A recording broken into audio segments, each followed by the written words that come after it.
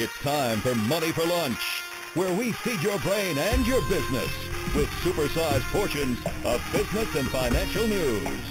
Now your host, Bert Martinez. Guys, welcome to Money for Lunch, where really you get to enjoy lunch with some of the biggest leaders in the world. I mean, we've had people from Carlos Slim, the wealthiest man in the world, on the show, Tony Horton, Jason Statham, you name it, they all come here because Money for Lunch is the place to be. And what can I tell you? It's just a fun, exciting show, and we bring some of the very best to you guys. Anyway, so just grateful as always to have you here. You know, it's exciting. Like I said, it's exciting to be able to bring all these great shows to you. It's exciting that we have one of the top shows on Blog Talk Radio. It took about a year to get there. We're now going to be carried on iHeartRadio as well. So that's going to be coming up here shortly. So overall, fun time. Anyway, enough about us. Let's get started with what you're here for. My next guest, Dennis Parker. Dennis Parker is a certified clinical hypnotherapist and with the American Council of Hypnotist Examiners, and for over 23 years, and I apologize if I sound hesitant, it's because my teleprompter started blinking, and that's kind of what I use to introduce my people. Anyway, conference and convention public speaker on the subjects of hypnosis, hypnotherapy for a variety of uses, such as stress management.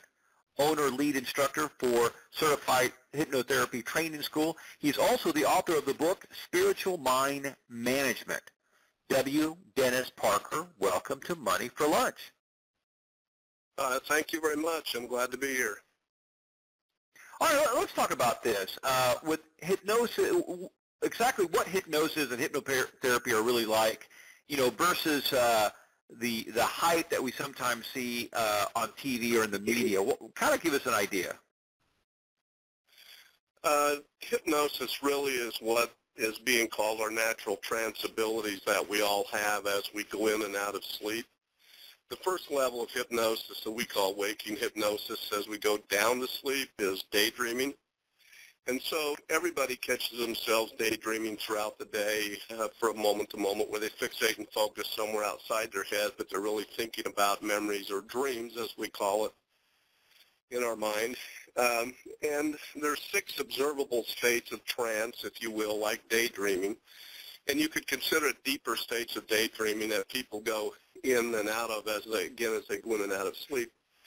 The difference is that most people want to use hypnosis as one term, like it means one thing. It doesn't. It's a general term that really describes these various levels of trance, and we find that there are different therapies that are best done at different levels.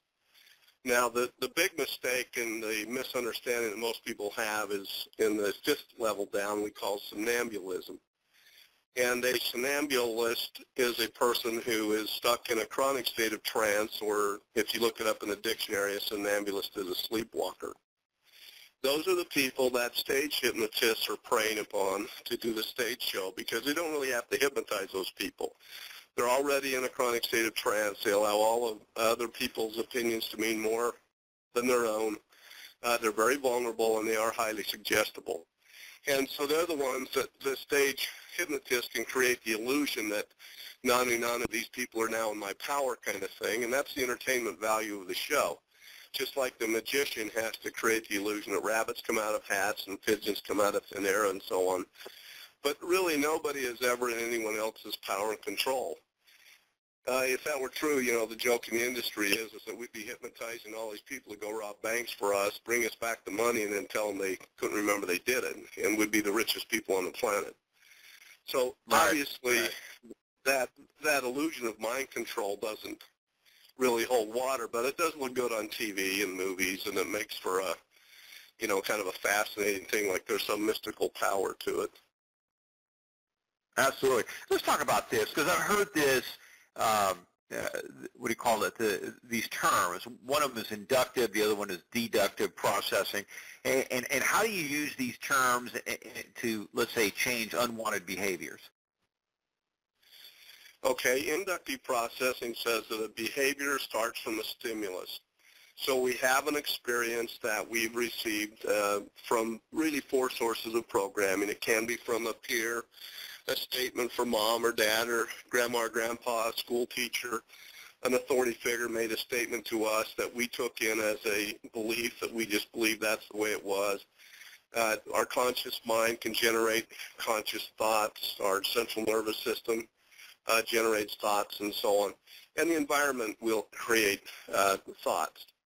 Any thought that we accept in our conscious mind, where we logically and analytically review our thoughts and our thought processes, if we accept that thought as being right, true, and correct for us, we'll allow it to go through what we call our belief system filter, which is the filter between our conscious mind and our subconscious mind. If the thought gets through the filter, and this is how behaviors are induced, if a thought gets through the filter, the first thing it hits is now it will go into our imaginations. And we teach and prescribe that you can amplify any thought in your imagination from 0 to 2,500 times. So that thought that gets through our filter that we start to amplify from 0 to 2,500 times then passes through our memories. And as it goes through our memories, what we're doing now is we're looking for justifying, validating, and defending information to defend the belief that we've chosen, because nobody wants to be wrong.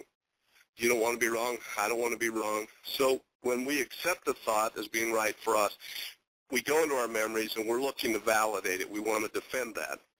However much amplification that we add to that thought from the imagination and how much validating data we can pull up from our memories is what generates the amount of emotional content or the amount of feelings that we have about that particular belief.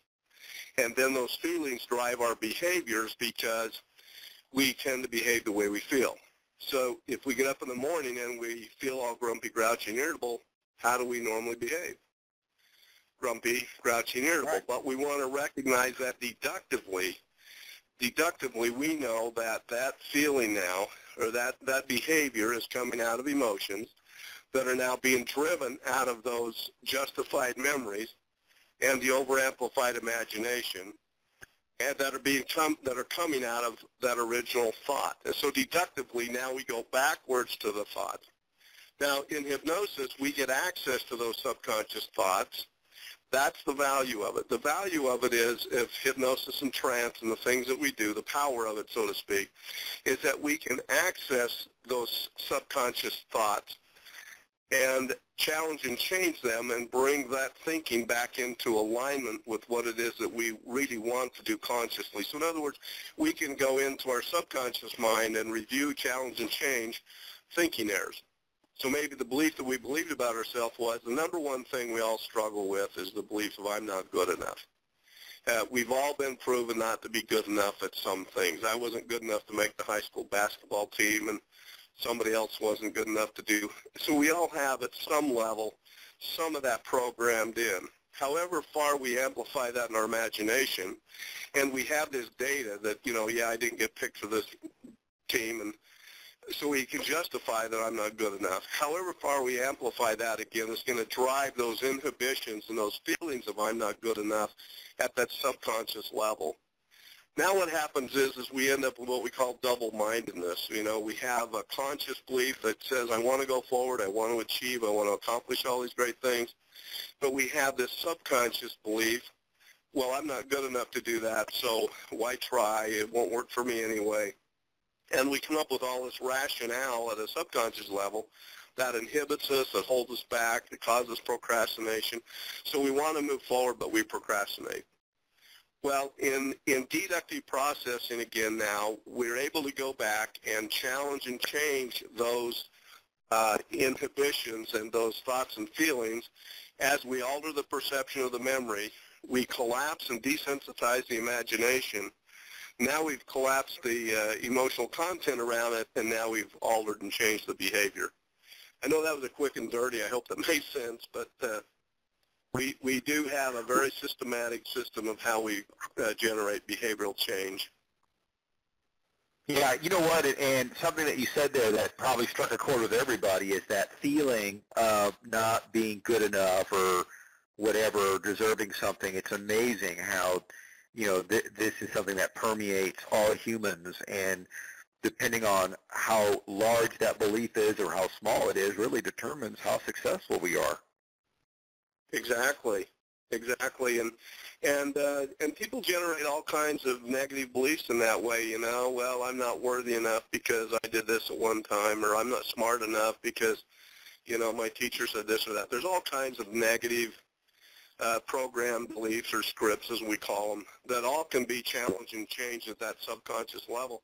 And it's amazing what happens when people finally do that. I mean, now they just move forward toward their goals at rapid rates because they have no more inhibitions, they have no more procrastination, they have the self-confidence they've always wanted, they have the self-esteem they've always been looking for, and people then just go out and accomplish great things. Yeah. No, it's absolutely amazing. And you know what? And something that's interesting is because we have this ongoing self-talk, and something that you said earlier in the segment is that we are kind of almost walking around in a trance in one way or the other. You said that some people are very susceptible and they're obviously, in a very deep trance or whatever, but aren't we all kind of hypnotized by our own self-talk, more or less, something like that? Well, you know what, we are. And again, trance is a natural state, like daydreaming, and we go through these states as we go in and out of sleep.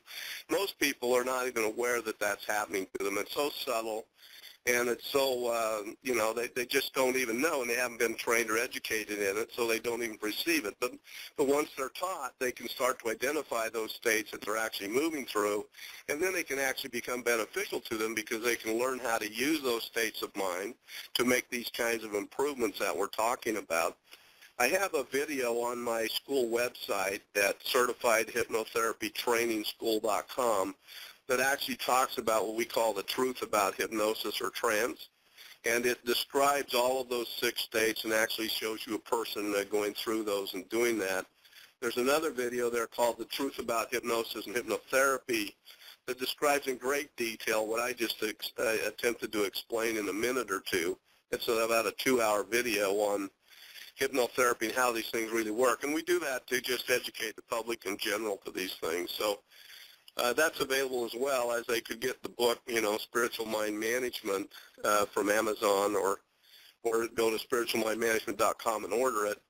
But it would also explain to them about their spiritual mind and how the spiritual mind actually directs the brain, and then the brain directs the body. And so the other aspect of this you may have interest in, and your callers would have interest in, is that because people can learn to use their spiritual mind to direct their brain, so now they can shut down or desensitize from all kinds of things. So we do a lot of pain control.